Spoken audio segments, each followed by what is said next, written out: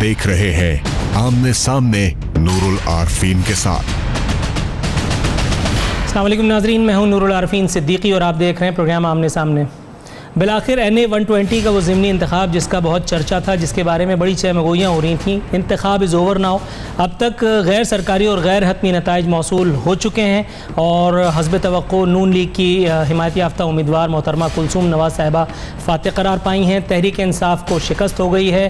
Peoples party का तस्करा करना मेरा ख्याल है यहाँ वक्त बर्बाद करने के मुतरादिफ है, पीपल्स पार्टी से माजरत के साथ। लेकिन बहरहाल मुकाबला तो दिल नातवा ने खूब किया। तहरीक इंसाफ की सफ़ों में मायूसी होनी चाहिए थी, लेकिन बहरहाल ऐसा है नहीं, क्योंकि तहरीक इंसाफ ने एंड टाइम तक बड़ा टफ़ टाइम दिया।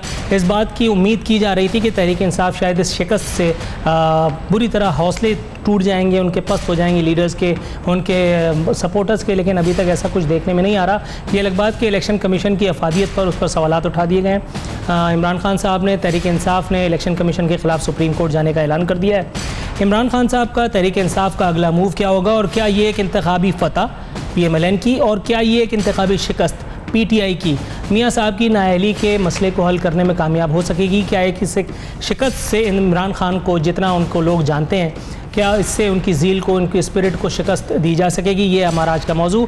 मेरे साथ स्टूडियोज़ में तशरीफ़ रखते हैं जनाब फिरदौस शमीम नकवी साहब, पाकिस्तान तहरीक इंसाफ से इनका ताल्लुक़ है। मेरे साथ इसके अलावा लाहौर से करम गोंदल साहब, हमारे ब्यूरो चीफ़, वो भी मौजूद होंगे। साथ ही साथ हमें ज्वाइन किया है मलिक अहमद खान साहब ने, तर्जुमान पंजाब हुकूमत के, पाकिस्तान मुस्लिम लीग नून से उनका ताल्लुक़ है। लेकिन यहाँ वक्त हुआ प्रोग्राम में एक मुख्तसर से कमर्शियल ब्रेक पे जाने का। ब्रेक से वापस आकर मेहमानों से अपनी गुफ्तगू सिलसिले को आगाज़ करेंगे।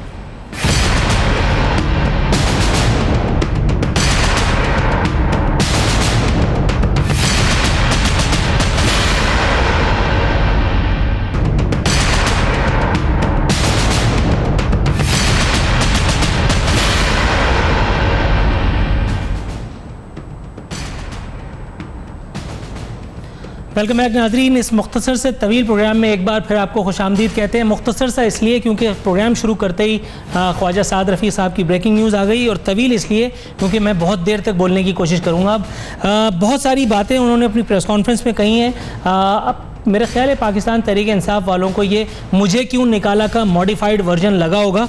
उन्होंने कहा लेवल प्लेइंग फील्ड नहीं दिया गया। अच्छा, खुद हुक्मरान जमाते हैं और ख़ुद उनको लेवल प्लेइंग फील्ड न मिलने की शिकायत है। फिर उन्होंने मुझे कहा कि लोगों के दिलों पर राज करने के लिए काम करना पड़ता है। ये नहीं बताया कि वो काम रातों रात हल्के में क्यों कराए गए। इस हवाले से तमाम अखबारी तराशें मेरे पास इस वक्त मौजूद हैं, जो दिखाने के लिए अनफॉर्चुनेटली मेरे पास टाइम नहीं है। फिर उन्होंने हुक्मरान जमात होने के बावजूद कारकुनों के अगवा का इल्ज़ाम भी आयद किया, नामालूम किस पर। इलेक्शन कमीशन से नाखुशी का इजहार किया, हालांकि इलेक्शन कमीशन से नाखुश तो इमरान खान साहब भी हैं। अब ये इलेक्शन कमीशन किसको खुश करना चाह रहा है, इस पर बात करने की कोशिश करेंगे। साथ ही साथ उन्होंने ये बताया कि 16,000 वोटों की बढ़तरी इस वक्त हुक्मरान जमात को हासिल है। तो इलेक्शन कमीशन से नाखुशी के बावजूद, इतनी भरपूर मुहिम चलाने के बावजूद महज 16,000 वोटों की बढ़तरी क्या हैसियत रखती है? करम गोंदल साहब के पास जाऊँगा। करम साहब अस्सलाम वालेकुम।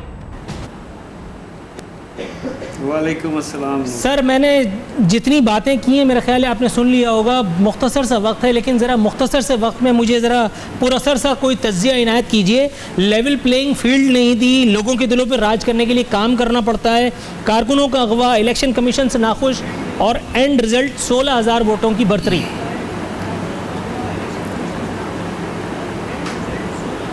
देखें, मेरा ख्याल ये है कि मुस्लिम लीग नून को अब ये कोशिश करनी चाहिए कि अगला इलेक्शन जब हो इस हल्के में NA 120 में, तो जज्बात की बुनियाद पे जो है वो इलेक्शन ना लड़ें, वो इस हल्के में तरक्याती कामों की बुनियाद पे इलेक्शन लड़ें।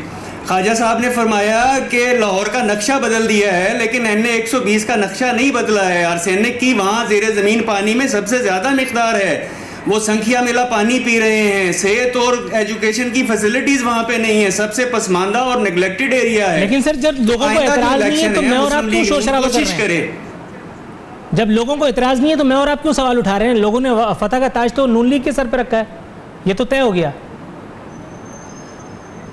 देखें, मेरा ये ख्याल है कि हमें तो वो मामलात उठाने हैं जो हमारी नज़र में सही हैं और वो दुरुस्त हैं। लोगों का मामला तो ये है कि MQM पर बेशुमार इल्ज़ामात हों, लेकिन वोट उन्हीं को मिलते हैं।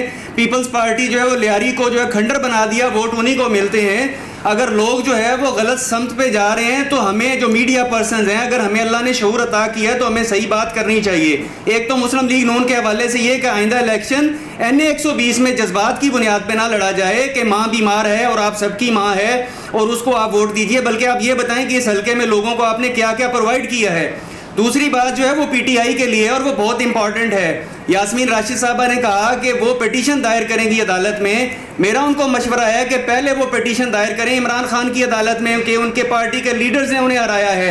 जिस पार्टी के लीडर्स जो है वो यास्मीन राशिद की शिकस्त पे खुद बेट लगा के बैठे हो 25-30 करोड़ कमाने के लिए, तो वो जो है वो पार्टी हारेगी और उनकी कैंडिडेट भी हारेंगी। आप अंदाज़ा कीजिए, एजाज चौधरी, अलीम खान, शफकत महमूद, इनकी जिम्मेदारी थी इस हल्के में कि इन्होंने जो है वो सपोर्ट करना है। क्या वो पूरे हल्के में कैंपेन के दौरान यास्मीन राशिद के साथ नजर आए? वो तो आज सिर्फ जो है फोटो सेशन के लिए आए थे कि नजर पता चल जाए कि हम भी इनके साथ खड़े हैं। अच्छा, राना अरशद साहब की तरफ जाऊंगा सर, वक्त की कमी है। राना साहब ये मुझे बताइएगा सर, इस इंतखाबी फतह से किस हद तक आपको तमानियत हासिल हुई है?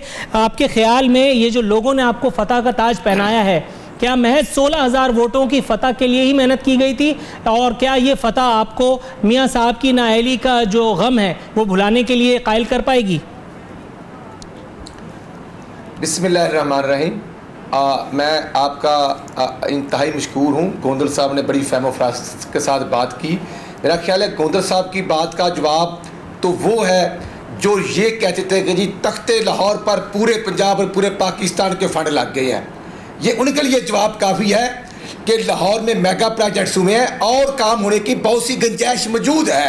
मैं ये अर्ज़ करूँगा, हमने लाहौर के अंदर क्रॉस दी बोर्ड हर हॉस्पिटल, हर बेसिक हेल्थ सेंटर में अल्हम्दुलिल्लाह मेडिसिन दी है, गरीब के बच्चे को तालीम फ्री दी है। ये सर इलेक्शन का ऐलान होने के बाद दिए या पहले दे चुके थे आप? कि अवाम ने 11 मई 2013 को मोहम्मद नवाज शरीफ को 5 साल के लिए वोट दिए थे। कहाँ पनामा, कहाँ इंटरनेशनल साजिश, कहाँ हकामा निकला? यार मेरे भाई 500 लोगों के नाम है पनामा लिस्ट में, और मोहतरम नवाज शरीफ साहब का नाम नहीं है, उनके बच्चों का नाम है। और एक इलेक्टेड प्राइम मिनिस्टर को जब मुल्क के अंदर दहशतगर्दी की जंग लड़ी जा रही है, जब एनर्जी क्राइसिस को खत्म किया जा रहा है। सर ये बातें तो प्रेस कॉन्फ्रेंस में हो चुकी हैं, लेकिन ये मुझे बताइए कि क्या महज इस 16,000 वोटों की शिकस्त ये आपका टारगेट था? किया गया। मैं ये अर्ज करना चाहता हूं, आज दाता की नगरी वालों ने ये स्टैंप लगाई है कि मोहम्मद नवाज शरीफ के साथ साजिश हुई है, ज्यादती हुई है, पाकिस्तान के खिलाफ साजिश हुई है। पहला मुल्क है मेरे ख्याल है पाकिस्तान इस का जिसके मुंतखब प्राइम मिनिस्टर के खिलाफ साजिश हुई, उसको नाअहल कर दिया गया। पहला प्राइम मिनिस्टर, पहली हुकूमत जिसके खिलाफ मुसलसल साजिशें हो रही हैं, और ये साजिशें कौन कर रहा है ये बताने के लिए हुक्मरान जमात तैयार नहीं है। मेरा ख्याल है ब्रेक से वापस आने के बाद मैं फिरदौस शमीम नकवी साहब को ज़हमत कलाम दूंगा और उनसे पूछूंगा साजिश किसने की है। अगर उन्होंने की है तो उन पर FIR कटवा देंगे। ब्रेक से वापस आते हैं, फिर उनसे बात करते हैं।